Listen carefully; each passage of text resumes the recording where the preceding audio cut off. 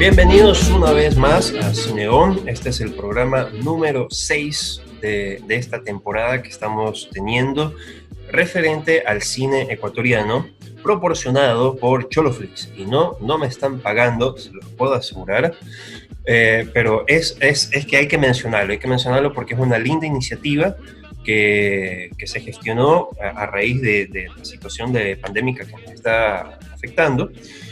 Y que ha permitido que una gran cantidad de material audiovisual ecuatoriano, películas y documentales ecuatorianos, pepas de calidad, salgan y puedan estar exhibidos al alcance de los ecuatorianos. O sea, si no ecuatoriano para ecuatorianos, estaría bueno. Está bueno eso. Entonces, y es lindo los resultados porque la gente está hablando mucho más tanto de la página, de las películas, los mismos directores. Javier Andrade estaba diciendo que su documental 52 segundos, que en cine tenía creo 3.000, 5.000 espectadores, subió a 15.000 gracias, por ejemplo, a Choloflix. Entonces, está buenísimo. Y dentro de todo ese material que está buenísimo, también está Abuelos, un lindo documental, excelente documental de Carla Valencia, a quien tenemos el gusto de tenerla el día de hoy. También nos acompaña Carlos Bajaña, quien es representante de Alucine. Antes de continuar, les vamos a dar los 2 minutos apropiados a cada uno para que ellos se presenten, porque solamente dije nombres, pero vamos, seguramente ellos tienen un poco más que decir. Así que, Carla, por favor, bienvenida. ¿Qué tal? Gracias por invitarme. Qué chistoso, Alucine se llama tu programa. Yo tenía, hace 1000 años hicimos un piloto de un programa de cine que se llamaba Alucine, justamente. Y como está recién empezando el cine, fue difícil, pero hicimos un piloto con ese mismo nombre. De hecho, te comento, el nombre del club salió después de un año, porque tuvimos diferentes nombres y tuvimos que pelearla para al final tener ese nombre. Hay bastantes clubes que tienen como nombre Alucine. No, pero nos gusta bastante. Creo que mucho. A ver, Federico, ¿querías que me presente? Sí, entendemos, bueno, usted es directora, documentalista. O sea, soy realizadora, he realizado algunos cortometrajes, un par de cosas de ficción, un corto documental también, que es una animación. Perfecto. Y un largometraje documental. Ahorita, hay un perrito por ahí. Ahorita estoy, digamos, en un proceso avanzado de mi nuevo docu, y soy montajista principalmente. O sea, creo que también el tiempo que ha pasado entre el estreno del primer documental y el docu que estoy haciendo ahorita tiene que ver con que he participado haciendo montaje en varios proyectos documentales ecuatorianos, ¿no? Entre esos está Con mi corazón en Yambo, que deben conocer, está Mi tía Toti, está 52 segundos, que justo es el docu del Javier que estaba comentando ahorita, un docu de la Yanara Guayasamín, Cuba, El valor de una utopía. Bueno, hay como varios proyectos en los que estuve trabajando en ese periodo y que yo creo que han sido como fundamentales un poco para meterme más en el cine documental, que es lo que más me gusta, mucho más que la ficción en realidad. Me gusta consumir ficción, pero no me gusta tanto la realización de la ficción con toda esta jerarquía, ¿no? Y con toda esta cantidad de gente y de presupuesto, me asusta un poco, no me interesa tanto. El documental es más libre y hay miles de posibilidades y, digamos, incluso creo que se presta para borrar un poco los límites entre la ficción y el documental actual que se está haciendo, por lo menos a nivel latinoamericano, el docu contemporáneo. Soy profesora de montaje y soy profesora de montaje documental y de cine documental en la Universidad de las Artes desde hace 3 años. Y ha sido una experiencia increíble poder trabajar en una universidad pública. Eso básicamente. Antes ya impartías docencia, o con UARTES te estableciste como... Con UARTES fue la primera vez, o sea, trabajé de profe hace 1000 años, pero digamos en otro campo diferente, pero trabajando en cine, ya después de haber, digamos, aplicado el trabajo profesionalmente, es la primera vez que estoy dando clases, desde hace 3 años, ¿no? Que ya es un tiempo considerable para mí, por lo menos ha sido una experiencia larga y súper linda. Qué bien, bien, bien. Carlos, estimado, por favor. Bueno, yo no tengo una carrera tan larga como la tiene Carla, pero Todavía. Todavía, sí. Yo estudio producción audiovisual en la escuela. Al mismo tiempo soy parte y miembro de Club Alucina. Lo fundamos con un par de amigos y ya llevamos 3 años con este club.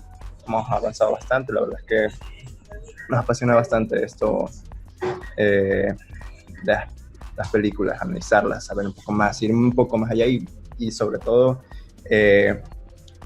mostrar a la comunidad ese valor que tienen, ¿no? Actualmente, bueno, trabajo como editor y postproductor en un canal digital. Durante la pandemia es un poco lo que he venido haciendo y por suerte se lo puede hacer. Sí, justamente es gracioso porque también estuve en la parte de la producción y terminamos de grabar justo al ras que comenzó esto de la cuarentena, de la pandemia. Y bueno, solo nos quedó como editar, montar todo el material que ya teníamos por suerte. Entonces, eso es un poco lo que estoy realizando ahora. Me parece que tengo que explorar todavía más para saber qué es lo que más me gusta. Como bien dijo Carla, a ella le gustan más los documentales, pero creo que es por lo que he explorado bastante en ese campo y al final se ha decidido en lo que ella quiere. Yo aún estoy averiguándolo. Por el momento me gusta bastante la edición. Pero qué bien, mira, no sabía eso de Carlos que eras editor, así que fue un encuentro casual entre 2 editores. Sí. Espera, ahorita salió la gran pregunta. Yo tengo la gran incógnita, ¿sí? Estudié por ahí en una escuela de cine y siempre estuvo este dilema, ¿no? Entre el editor y el montajista. ¿Qué me pueden decir al respecto? Ese es como para mí el dilema. El otro día incluso estuve buscando así, editor, montajista, hay como que sus diferencias, pero me gustaría ver desde el punto de vista de ustedes. Así mismo como director, no, ¿cómo es? Director y realizador, también hay un debate ahí bastante... Ajá, sí. Esos debates existenciales del sector. Sí. A ver, voy a buscar. Bueno, para mí... Buscando a ver si realmente había una diferencia. Para mí no hay diferencia entre editor o montajista, básicamente es la palabra. Muchas veces hay textos en los que dice editor y otras veces en esos mismos textos más adelante dice montajista refiriéndose al editor. He estado en charlas o conversaciones con otros montajistas. Yo creo que también depende de dónde vienen, ¿no? O sea, de qué lugares, de qué países, en donde se maneja por lo general mucho más la palabra montajista refiriéndose al cine, porque editor se relaciona mucho más a la literatura también, ¿no? Entonces es diferente decir soy editor porque piensan tal vez que puedes ser editor de libros y cuando dices soy montajista nadie sabe lo que haces y entonces igual te toca explicar, pero creo que para mí no hay una gran diferencia, digamos. Yo creo que cuál sea el debate. Creo que también hay una diferencia temporal o histórica. Como antes el montaje era sumamente analógico, no era digital. Se lo llamaban, creo que más montaje como tal, porque había que montar sobre la película, sobre la otra película. Entonces creo que también va por ahí la diferencia. Pero a la final es lo mismo. Se sigue llamando montajista, el que edita, el que hace ese tipo de cortes. Yo diría eso. No, tampoco le veo mucha diferencia, pero... Sí, aquí un poco la diferencia tiene que ver con lo que tú estás diciendo específicamente, ¿no? Que el montaje tiene que ver con la analogía y la edición tiene que ver con lo digital, ¿no? Pero es la misma función, básicamente. Sí.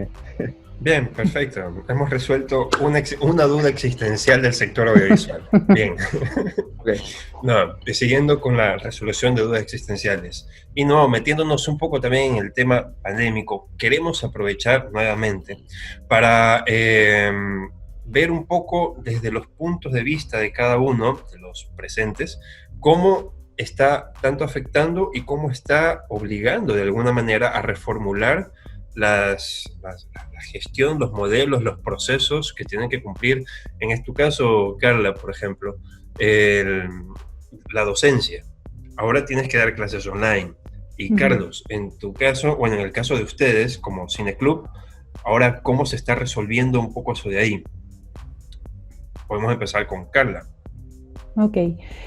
La verdad a mí me asusta un poco esta virtualidad, ¿no? O sea, creo que de alguna forma tal vez no quede bien lo que voy a decir, pero creo que no estamos, por un lado, tan preparados. Creo que es un poco algo completamente nuevo tanto para los estudiantes como para los docentes en este momento. A pesar de que sí tengo que reconocer que todos estamos buscando mecanismos muy diferentes para poder dar clases, para poder, digamos, transmitirla. O sea, no es lo mismo tener 20 personas al frente que 20 personas por un tiempo limitado en el Zoom o tratando de explicar ciertas cosas que necesitan una lectura entre líneas, ¿no es cierto? O sea, no es lo mismo mandar a leer textos, mandar a analizar cortometrajes o fragmentos de películas documentales o lo que sea, sin tener la presencia, sin tener este diálogo y esta discusión humana. A mí un poco la virtualidad, a pesar de que es una solución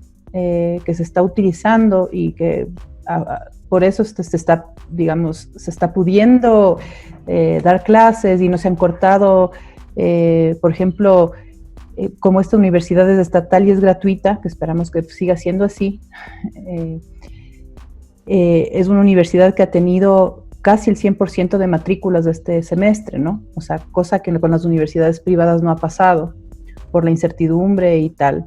Entonces, yo creo que los alumnos siguen como ávidos de seguir aprendiendo de la forma que sea, un poco, y creo que todos estamos experimentando algo completamente nuevo y diferente, ¿no? Ha sido un poco complicado porque es un poco estresante, es bastante cansado, digamos. O sea, ha sido chévere porque finalmente sí funciona, hay algo dentro de esta virtualidad que sí nos deja, digamos, nos da algo de tiempo y algo de espacio. Por otro lado, no es tan evidente en el sentido de que no todo el mundo tiene las mismas posibilidades económicas ni tiene la misma conectividad. Hay alumnos que tienen familias que son numerosas, tienen que compartir una computadora entre 5 hermanos, hay niños chiquitos dentro de las familias que están también recibiendo clases. O sea, hay un montón de situaciones y sensibilidades muy diferentes que empiezan a aflorar y que empiezan a salir. Igual, si hizo encuestas antes de empezar la universidad para ver cómo conectividad, posibilidades, si tienen, o sea, cuánto acceso tienen a la computadora, si tienen redes, pero todo esto es presupuesto y específico tanto de los alumnos como de los profesores, siendo esta universidad una universidad de derecho de estudio, ¿no es cierto?, de derecho gratuito de estudio, en donde en este momento, digamos, hay una inversión por parte de los estudiantes, por ejemplo, de tener una red más poderosa o de ver si se consiguen otra computadora en una situación, además, difícil de esta pandemia, de encierro, de un encierro además tan prolongado, que al principio todo el mundo decía, bueno, qué tranquilidad, la observación, la calma, y poco a poco también se vuelve angustiante y se vuelve sórdido y se vuelve, o sea, de alguna manera, bueno, no sé si sórdido, pero en algunos casos sí, o sea, en algunos casos hay también situaciones de depresiones graves, de situaciones que necesitan una atención que en la vida real, digamos, en la comunicación física, que es algo por lo que yo pienso que deberíamos luchar. O sea, no es que estoy en contra de la virtualidad, pero no hay nada comparado con lo analógico de la vida, digamos, ¿no? Con el contacto humano. Claro, con el contacto humano, por ejemplo, ayer conversábamos como se están lanzando tantos festivales de cine, tantos cineclubs, tantas posibilidades vía internet, y es increíble la cantidad de oferta que hay, pero por un lado es súper abrumador, porque uno se angustia de la cantidad de cosas chéveres que hay que ver, ¿no? Entonces es como de qué forma yo puedo empezar a cernir toda esa información que tengo y no dedicarme a ver Netflix, que a mí me parece un absurdo teniendo tantas buenas opciones para ver, ¿no es cierto? Que son mucho mejores que Netflix.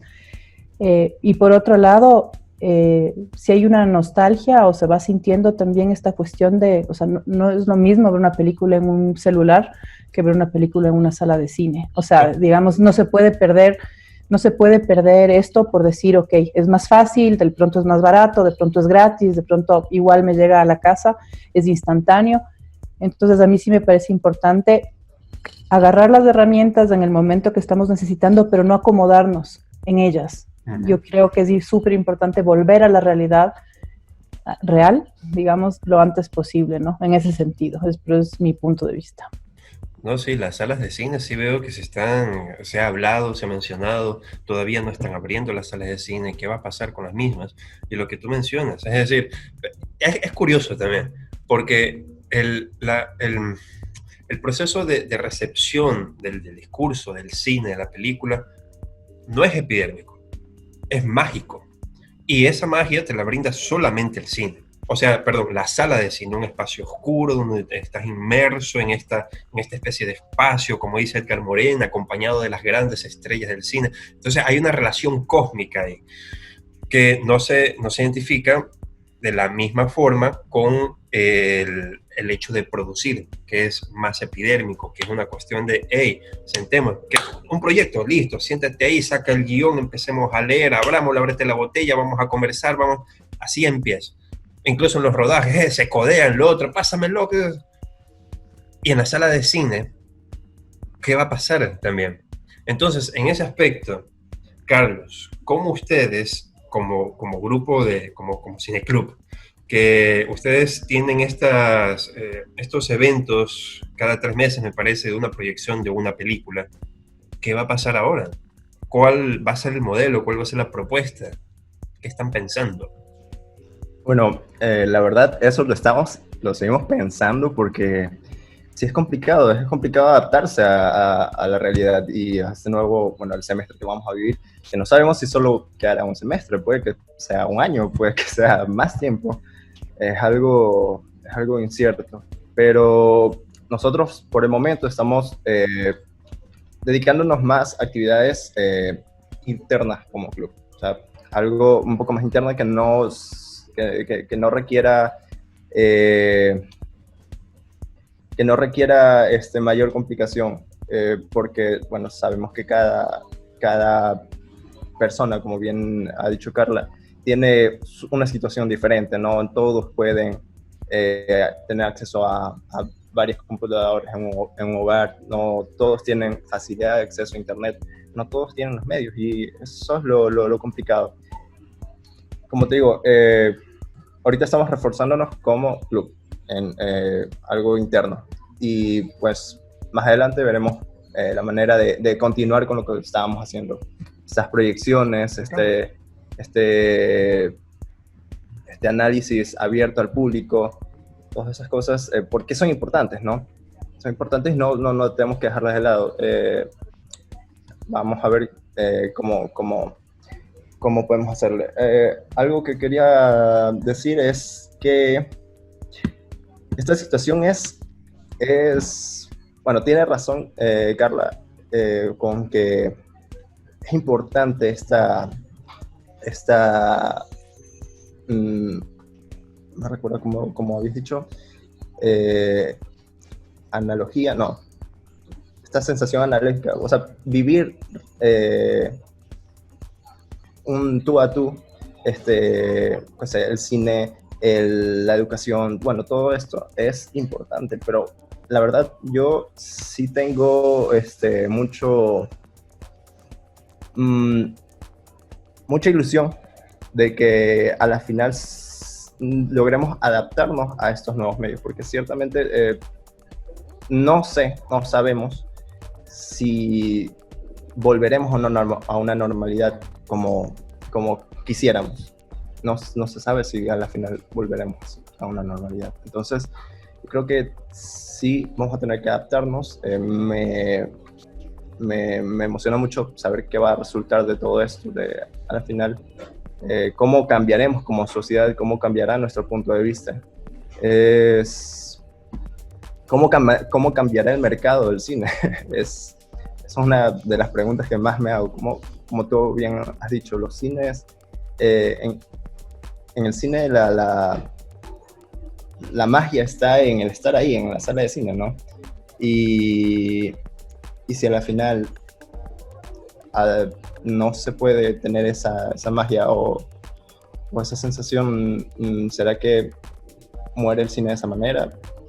¿Se reabrirá de otra forma? ¿Cómo mutaremos ante esta pandemia? Eso es más o menos lo que pienso. Y pues en cuestión de la educación, tengo varios compañeros que han decidido no estudiar este semestre porque al menos en mi carrera como producción, muchas materias que se tienen que ver físicamente. ¿Cómo vas a enseñar? ¿Cómo vas a enseñar, por ejemplo, dirección escénica virtualmente? No, o sea, es algo de vivirlo, algo de estar ahí en un set, estando con la presión de tener que dirigir que todo funcione. No puedes vivir eso, no puedes transferirlo a una vida digital. Entonces, todas esas cosas hacen que uno trate de mejor evitar estudiar este semestre o este año, no sé. Eso. Bien. Sí, no, está incierta la cosa. Yo creo que lo que más nos afecta es precisamente esa incertidumbre. Es decir, nuestro modo de vida ha cambiado tanto en los últimos 2 meses e intermitentemente, primero de esta manera, luego de esta. No hemos tenido una tranquilidad. Ya dentro de las teorías conspiranoicas, mira, entramos perfecto dentro de la doctrina del shock. Estamos así, como que ya mismo saltamos, nos agarramos de los techos. Pero la cuestión es esa, saber cómo vencer precisamente esa ansiedad.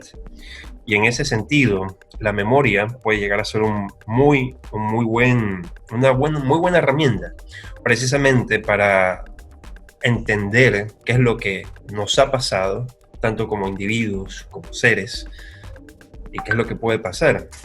Por ejemplo, hay una cita de John Dewey que dice: lo que ocurre en el pasado vuelve a ser vivido en la memoria. Y con esto entramos en la siguiente parte del programa para hablar, Carla, de ese lindo documental del 2010, me parece, ¿verdad? Sí, del 2010. Sí. De mayo del 2010, es decir, ¿Perdón? año de mayo del 2010. O sea, estamos justo, este mes cumple 10 años de su estreno. Ya, pues hay que celebrar. O sea, si celebran 10 años después de Ratas Ratonas, perdón, celebremos 10 años después de Abuelos. O sea, que pueden decir, ¿dónde está? Ah, no, ya no está, cierto. Si quieren traer uno. Iba a decir Ica, pero tampoco. Quería decir algo con relación a lo que dijo Carlos. Claro, antes por favor. Y yo la verdad no soy tan pesimista. O sea, no hay manera de que el cine, como una sala de cine, no vuelva a funcionar. Primero, porque es una necesidad, digamos, humana. No solamente a nivel de cine de autor o cine documental, que es el cine que a mí me interesa, sino, digamos, justamente de industria, ¿no? Hay tanto dinero invertido en ese sector que dudo que las compañías gigantescas que mueven el mundo del cine permitan que eso suceda. O sea, bueno, por un lado, ¿no? Con toda la inversión que eso significa dentro de los cines comerciales y las salas gigantescas y todas las posibilidades de super sonido y super imagen y todo lo que ya existe. Y por otro lado, porque no deberíamos dejar que eso pase. O sea, yo en cambio estoy preocupada mucho más a nivel político de lo que está pasando en este momento en el país que a nivel de la pandemia, digamos. O sea, digamos, no creo que no exista, lógicamente, no creo que no exista y no voy a ser tan irresponsable de decir eso, pero es tan confusa toda la información que ha habido desde el inicio. es lo que conversábamos al principio antes, que no creo que estuvo grabado, pero este es un momento en el que se está violando la Constitución en todo sentido de una manera muy, muy brutal, muy descarada, con una impunidad gigantesca, justamente por el hecho de que estamos atemorizados, de que estamos paranoicos, de que estamos encerrados. Entonces creo que es importante reaccionar frente a eso. O sea, es importante no decir qué es lo que va a pasar y vamos a depender de la virtualidad y nada va a volver a ser como antes. Las cosas tienen que volver a ser a la fuerza, porque, bueno, económicamente no sabemos a qué nos va a llevar. Yo pienso que en un par de semanas o 3 semanas más esto va a explotar, básicamente. O sea, todas las medidas que se están tomando, digamos, por la mitad de lo que está sucediendo ahorita en este país se han votado presidentes. Y todo lo que quisieron hacer en octubre y que no lograron hacer por la movilización es la cuarta parte de lo que está pasando en este momento. O sea, en este fin de semana se decidieron y se tomaron decisiones a nivel económico y social brutales. O sea, se está hablando de desmantelar el IES, de acabar con la educación pública. O sea, son cosas muy graves que creo que hay que tener la conciencia y no decir, no, pero es que entonces tenemos que acomodarnos a lo que vendrá. O sea, no estoy criticando lo que dices en ese sentido, pero me parece importante tener la conciencia de que esto tiene que enderezarse a la fuerza, de alguna manera. No sé cuál va a ser. Seguramente van a ser unas semanas muy difíciles las que vienen. A mí me asusta un poco, la verdad. Y por eso también pienso, bueno, ya me estoy metiendo en un tema político, pero por ejemplo es completamente absurdo que hayan entrado la provincia más delicada y con más vulnerabilidad y más casos de virus a semáforo amarillo, ¿no es cierto? Y que en cambio Quito, que tiene o la provincia de Pichincha en general, sigue en semáforo rojo. O sea, no es porque quiera yo ya salir desesperadamente, que sí, que todo el mundo, me imagino, y que todo vuelva, podamos respirar, pero también pienso que es porque tienen miedo de que la gente de Quito salga. O sea, digamos, y es también súper contradictorio que en Guayaquil, que digamos que sigue siendo una de las ciudades más vulnerables, con más casos y con más contagios, etcétera, de repente, así como deciden, bueno, el 20 de mayo pasamos a semáforo amarillo, y es como, justamente se pensaba, por lo menos yo, o como el sentido común, que iba a ser una de las últimas ciudades en normalizarse, ¿no? Y de repente todo sucede de una manera tan contradictoria que digo, yo soy bien escéptica de todo lo que está pasando. Siento que es una manipulación mucho más fuerte y creo que hay que estar pilas, ¿no? Pero bueno, eso, nomás. Es una opinión personal igual, ¿no? Es más o menos una percepción de lo que está pasando. Entonces es como decir, no va a cambiar, nos tenemos que acomodar. No estoy de acuerdo a ese acomodamiento social, o sea, ese medio adormecimiento de decir, pero todos tenemos que poner el hombro porque nos están asaltando. O sea, estamos en manos de piratas en este momento. Están saqueando el país y estamos todos encerrados. Entonces, bueno, eso. Totalmente. Por favor, un aplauso.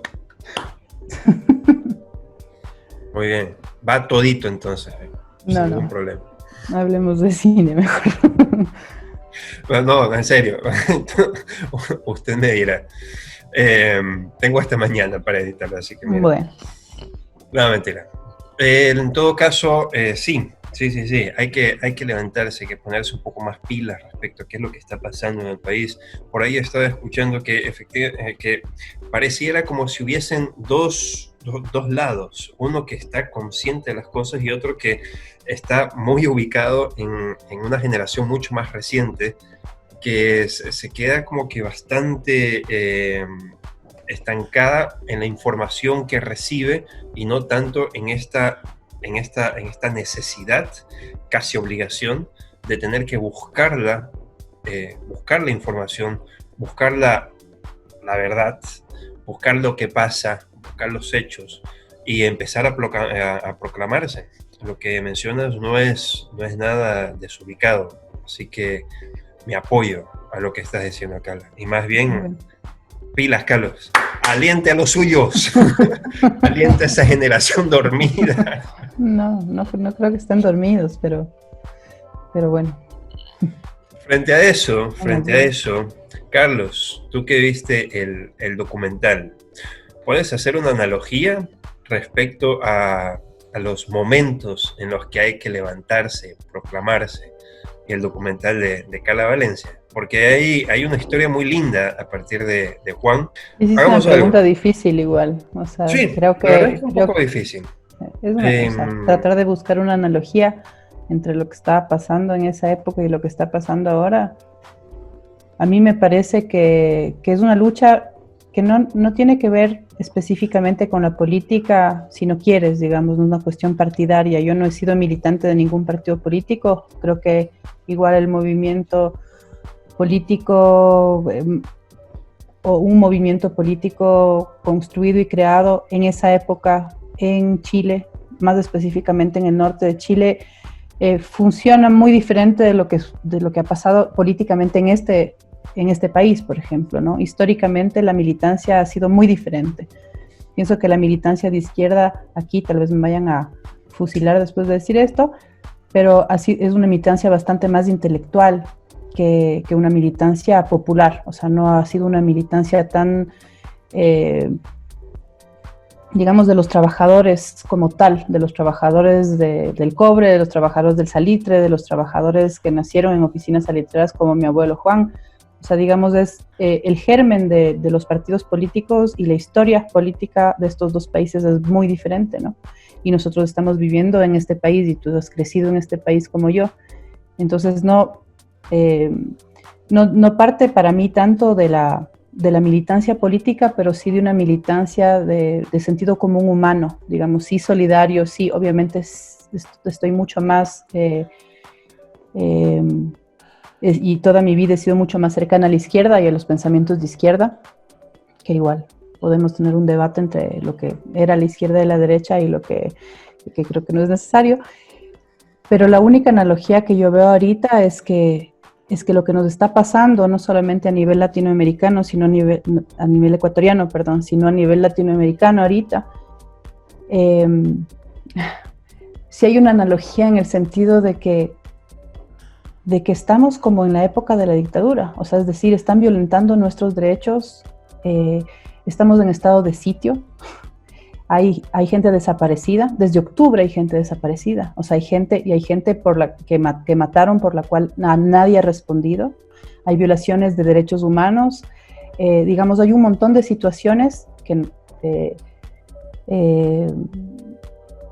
que son no exactamente las mismas, pero la historia de alguna forma se repite, ¿no? Y yo creo que de alguna manera en las épocas de dictadura, tanto en Chile como en Brasil, como en Argentina, como en Uruguay, como en Bolivia, que es una dictadura de la cual se habla muy poco, lo que se hizo sistemáticamente, por ejemplo, es violar la Constitución, ¿no? Por la fuerza, porque el pueblo estaba totalmente sometido al miedo, y de alguna manera yo pienso que es lo que nos está pasando ahorita, que es lo que está pasando ahorita en Chile, que es lo que está pasando en Ecuador, que es lo que está pasando en Bolivia después del golpe de Estado que hubo, que es lo que está pasando en Brasil, ¿no?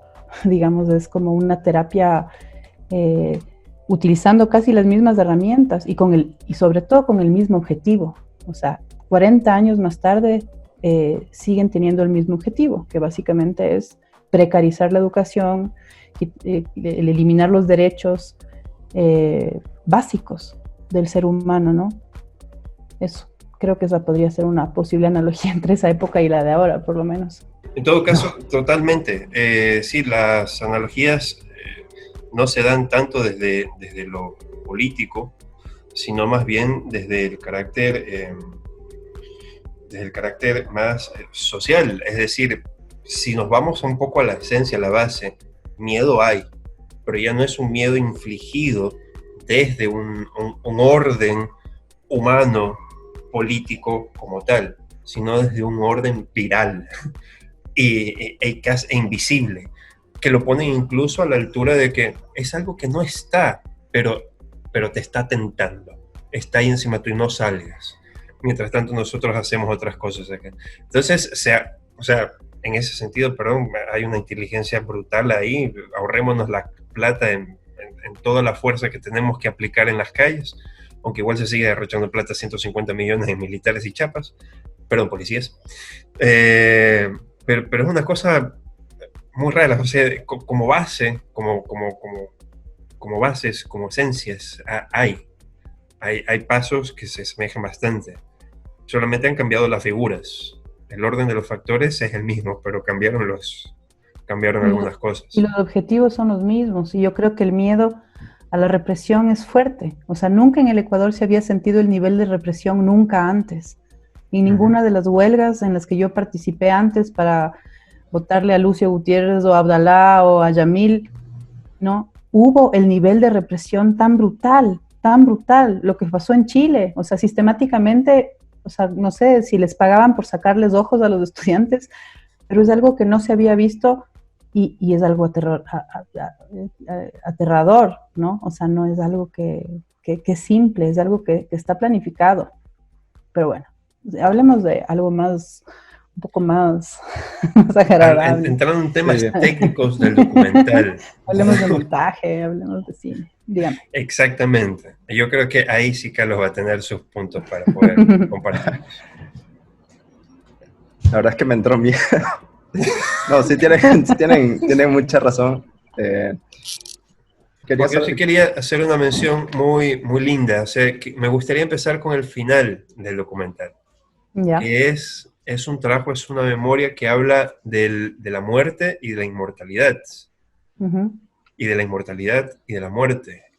Es como que lo que se mencionó hace un ratito, el orden de los factores, en este caso se altera un poco el producto.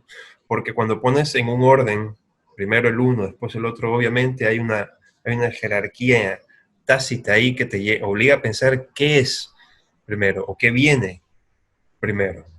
Entonces, en ese sentido, quería saber si es que fue el primer pensamiento que tuviste, Carla, cuando te acercaste a esta historia, o fue un pensamiento que encontraste a medida que ibas transitando en el camino.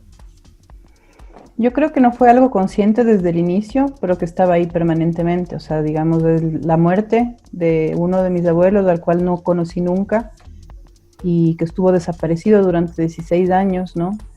Estaba presente, digamos, era un tema del cual no se hablaba, pero teníamos un abuelo desaparecido.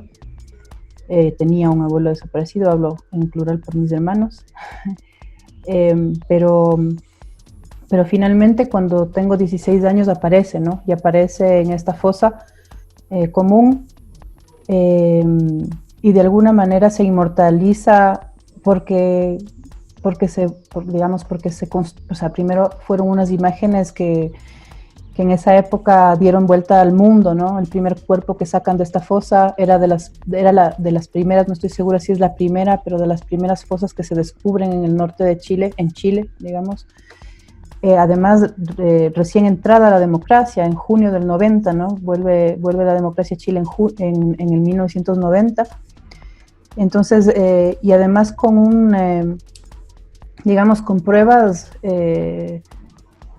muy fuertes de lo que ya había pasado. O sea, era innegable, estaban con la venda en los ojos, con la cuestión del fusilamiento puesta, como dice la persona que entrevisto ahí, ¿no? Con las manos atadas en la espalda, y además del desierto había conservado los cuerpos de una manera casi como si les hubiera momificado. O sea, tenían pelo, los cierres funcionaban de la ropa, o sea, era una cosa.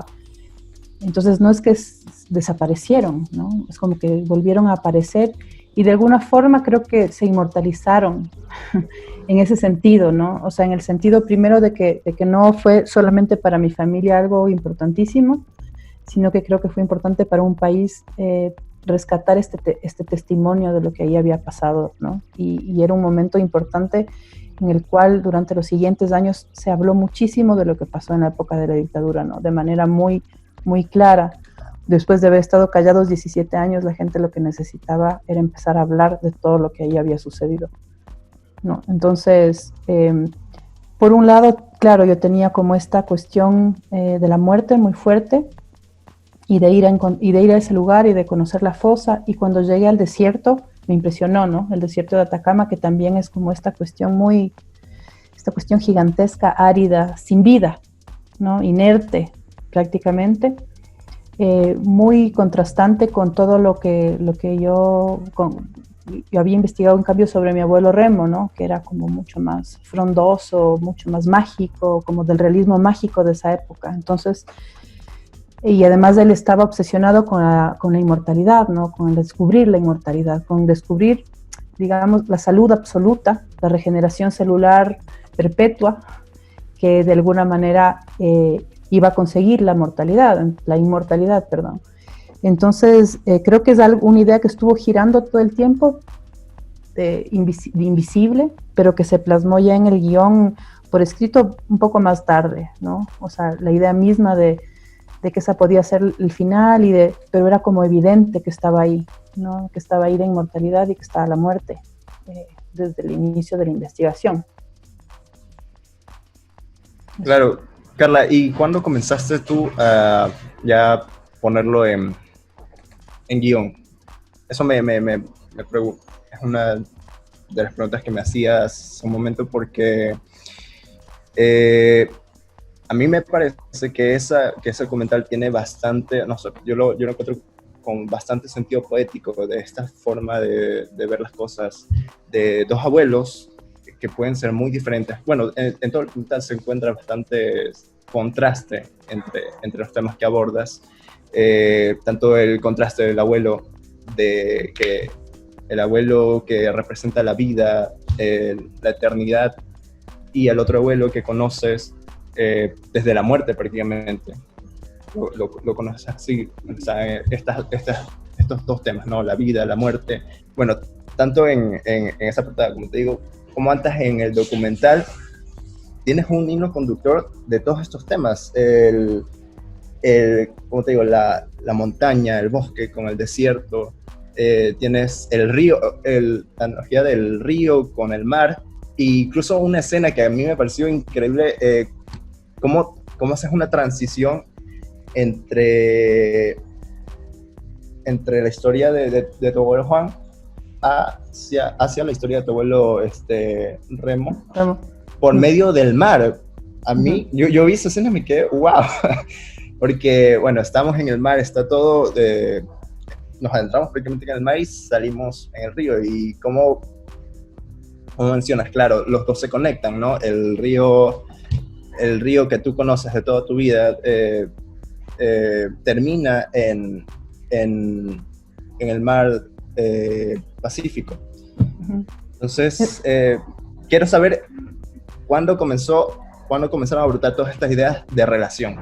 Por un lado, creo que, a ver, la relación un poco, me preguntaste sobre el guión al principio, ¿no? Yo creo que es importante un poco saber, como montajista, que en el documental por lo general no hay un guión, ¿no? O sea, hay un guión, digamos, imaginario, que es como el guión ideal, que sirve para aplicar a fondos, que es como lo que tú quisieras, pero de verdad cuando sales a filmar tu película y después regresas con 150 horas de material para editar una peli de 1 hora y media, de 92 minutos, 93 creo que dura, es como que obviamente hay otras opciones, los caminos van cambiando. Entonces, en realidad, el guión final de un documental por lo general se escribe en la sala de edición, ¿no? No hay como un guión.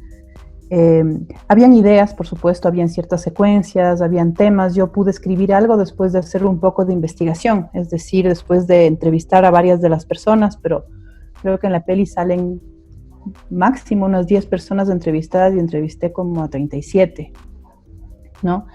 Entonces había mucha investigación. Cuando estás metido en ese tema, además, las posibilidades son infinitas, porque todo te interesa. O sea, todo te parece relevante, todo te parece increíble. No, pero además, mijita, tienes que conocerla a tal que le conocía a tu abuelo, que fue compañero del colegio. Entonces vas donde ese señor, te quedas 2 horas, la entrevistas, te brinda un cafecito, te haces pana, después él te recomienda a otra persona. O sea, es infinito. O sea, de alguna manera creo que en el documental tienes que saber como dónde frenar también, ¿no?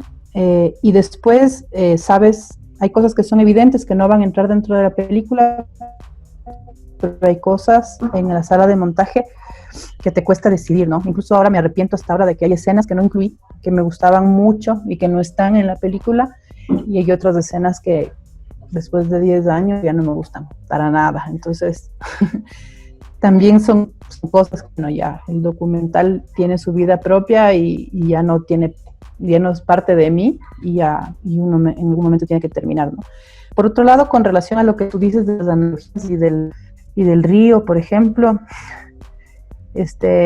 había una persona que me decía, no, pero es que ese río específicamente que tú filmaste no desemboca en el Pacífico porque la vertiente de no sé cuánto, y me mostró un mapa y fue así como, bueno, es una metáfora, ¿no? Entonces creo que Claro. es bien interesante de la construcción de cine documental, es que todo es ficción, nada es realidad, ¿no? O sea, en mi película digo, seguro, absolutamente, mi abuelo Remo podía hacer llover, ¿no? Y digo eso porque quiero, ¿no? Porque tampoco lo voy a defender, ni estoy pretendiendo que todo el mundo crea al pie de la letra lo que estoy diciendo, es una interpretación.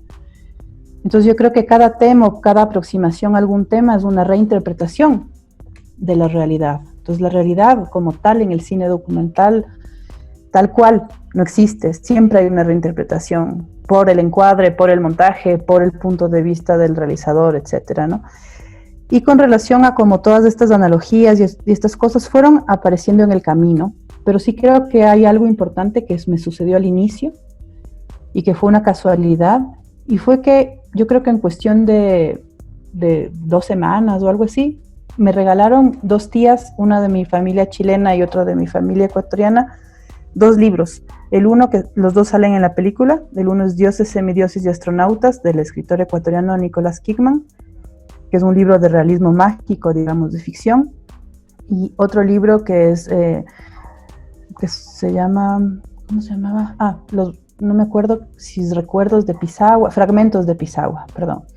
Entonces, cuando me llegaron estos 2 libros, yo ya estaba con la idea de hacer una película, ¿no? Pero tenía como más ganas de hacer una película solo de mi abuelo Juan, solo del lado chileno, porque era lo que yo más desconocía, pero al mismo tiempo tenía ganas de hacer algo sobre mi abuelo ecuatoriano, y dije, bueno, cuando leí los 2 libros seguidos, o sea, acabé de leer el uno, me leí el otro, dije, pero tengo 2 historias que sucedieron en la misma época histórica.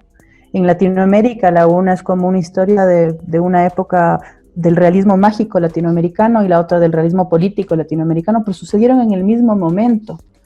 ¿Y de qué manera les puedo juntar? Entonces, el un libro era muy árido y el otro libro era muy frondoso, realmente, ¿no? O sea, era como este libro, además en donde mi abuelo Remo descubría la inmortalidad, o sea, el personaje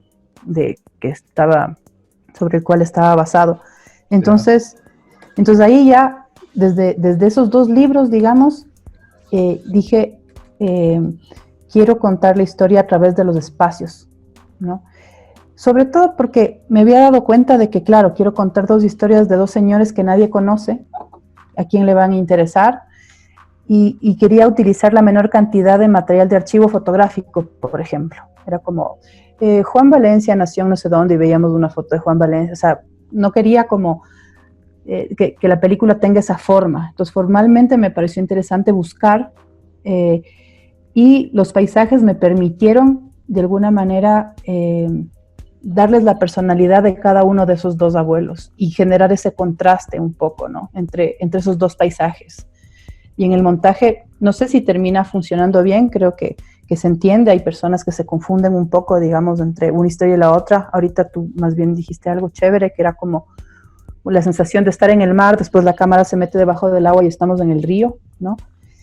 A propósito, te ¿sí? quería preguntar cómo hicieron esa escena, porque, bueno, la del mar, me imagino, pero la del río, no sé. ¿Eso fue en el río realmente? ¿O? Sí, claro, fue en el río.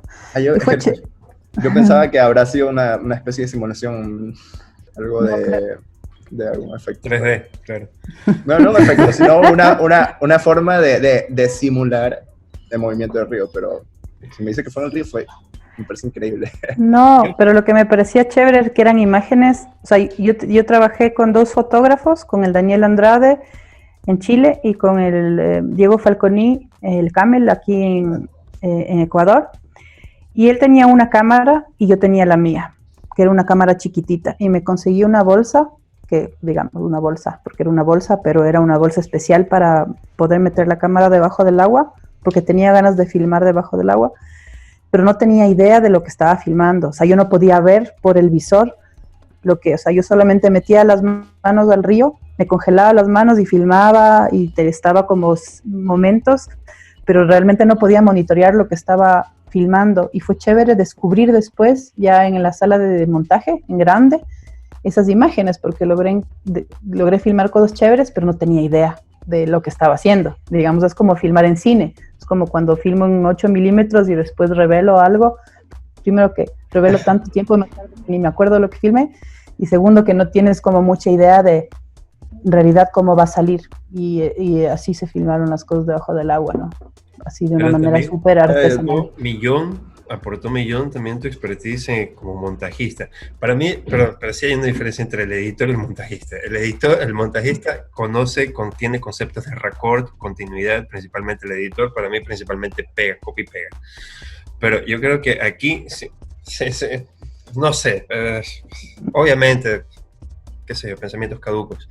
Pero en todo caso, sí me parece muy interesante porque aquí sí noté que aplicabas una noción de continuidad, tanto por ejemplo en el tema del río, la cámara que entra, sale, pero también en algunos planos en donde haces una panorámica, por ejemplo de los cerros, y haces esta interpolación entre los cerros del desierto y los cerros que están en las montañas.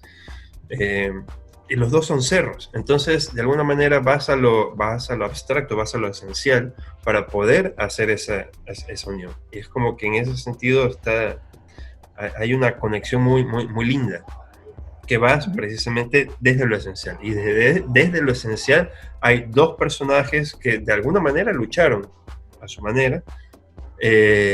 Uno luchar contra un sistema, los 2 luchaban contra un sistema médico oficial, el otro un sistema político ahí. Pero notaba eso, y creo que el hecho de que manejas nociones fuertes de montaje te ayudó también en ese sentido. Me ayudó un montón trabajar digamos, me demoré 1 año editando vuelos, ¿no? 1 año editando. Sí. ¿Cuántos años grabando? Menos, o sea, creo que armando el proyecto, investigando y tal. Lo que pasa es que toda la investigación hice sola, es decir, con mi cámara y con micrófono corbatero hice todas las entrevistas y filmé algunas cosas que salen en la peli. Y después ya cuando ya sabía un poco de lo que iba, después de las entrevistas y ya tenía como contenidos temáticos y tal, yo creo que filmamos 1 semana con cada fotógrafo, o sea, no fue tan largo, o sea, fue como, bueno, vamos al desierto, vamos al mar, o sea, me decían que era como el spa de los fotógrafos, porque ya corto, no, deja nomás, o sea, que filmemos planos de 5 minutos, 4 minutos para tener material bonito, ¿no? Que era lo que me interesaba. Y yo inicialmente pensaba no incluir las entrevistas y después me di cuenta que era imposible contar esta historia sin entrevistas. Yo tenía como este prejuicio súper grande en contra de las entrevistas, estético, ¿no? Que viene mucho del reportaje, que viene mucho de esto que dice Patricio Guzmán, los bustos parlantes. Y yo no conocía todavía a Eduardo Coutinho, que todas sus películas son increíbles y solamente son entrevistas. Y él tiene como una filosofía increíble sobre la expresión, sobre el movimiento, sobre la presencia de la persona, o sea, que a la cual no le puedes quitar el rostro para utilizar su voz.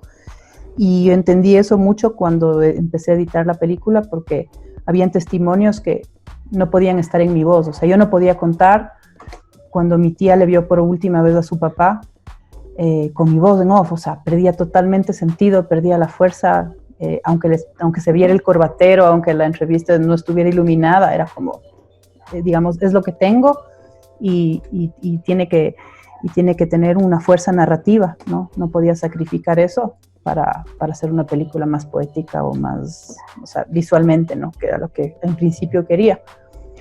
Pero eso, no sé qué...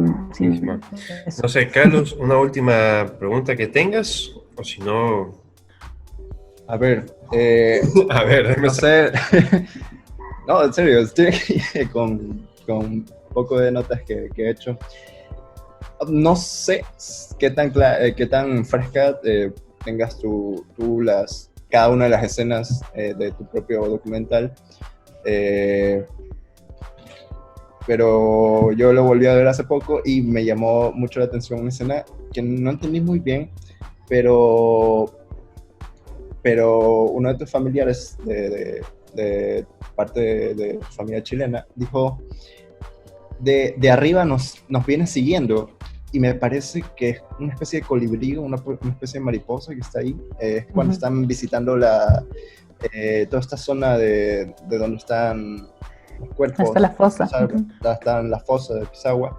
Y dice, de arriba nos viene siguiendo. ¿A qué se refería? No sé si tengas clara la escena, pero a mí claro que sí. Me intrigó bastante esa parte. Sí, eso es como el momento mágico de la historia del Juan, para mí, por lo menos. Es como que se introduce un poco de la parte del realismo mágico del Remo dentro de esa historia.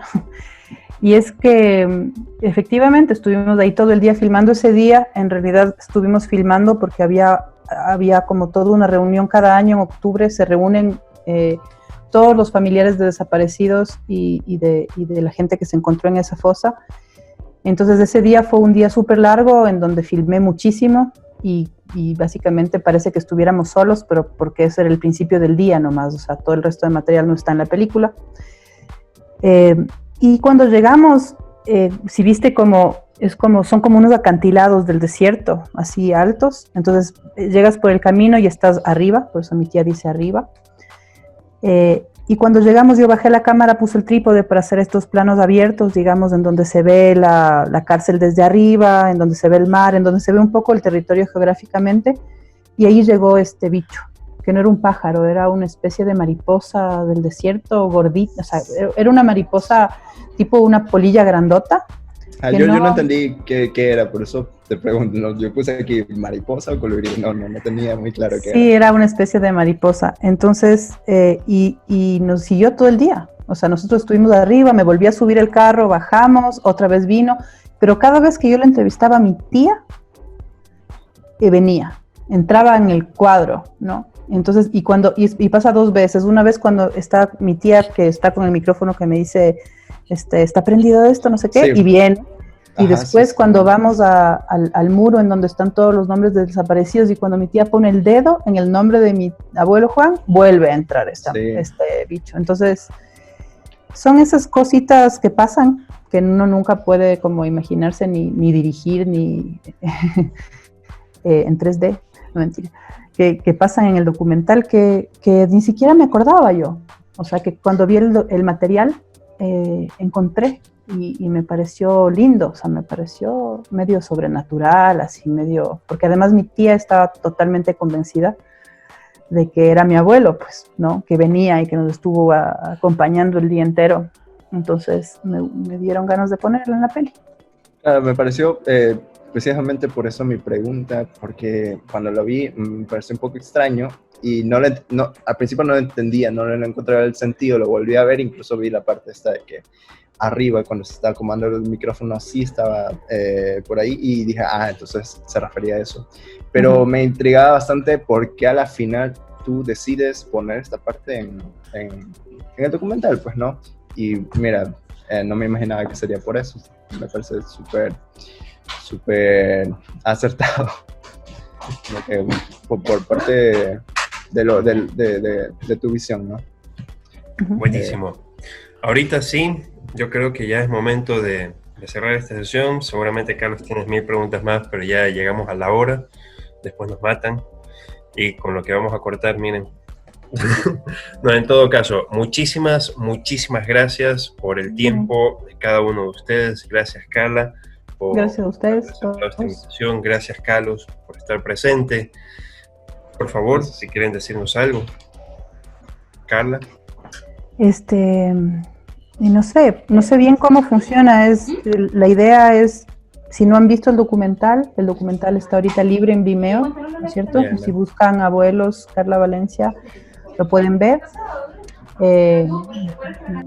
No sé, agradecerte mucho por esto. Ojalá que no haya estado creo que un porcentaje de la conversación le dediqué a mi encierro y a mi indignación. No se preocupe. Igual le pueden recortar, pero bueno, muchas gracias y bueno, esperemos que las cosas mejoren de alguna manera, que podamos sacar la cabeza de esta situación y de este momento, ¿no? Ojalá la podamos sacar, ojalá no nos corten la cabeza. Eso es peor. Sacarlo no es el problema, que nos corten. Creo que ya nos cortaron un poco, pero bueno, Carlos. vamos. Pues nada, también invitar a que vean este documental y también a la comunidad politécnica que vea este directo. Bueno, no directo, sería video ya, que ya está editado.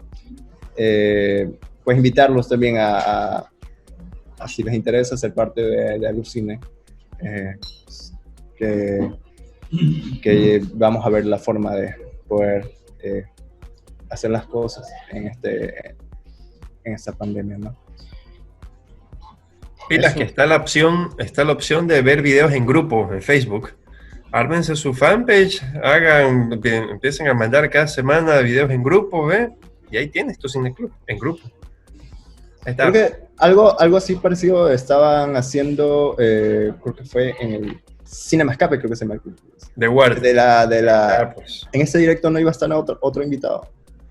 Sí, no, lamentablemente no iba a poder asistir. De Contraplano, Santiago Toral. Contraplano. Presentó una emergencia. En todo caso, un saludo muy grande para el Cineclub Contraplano, para Cinema Escape, para Odisea Fílmica, para todas las propuestas de cineclubes, cineclubismo, de crítica de cine, análisis de cine que existen y que han existido desde que empezó la pandemia.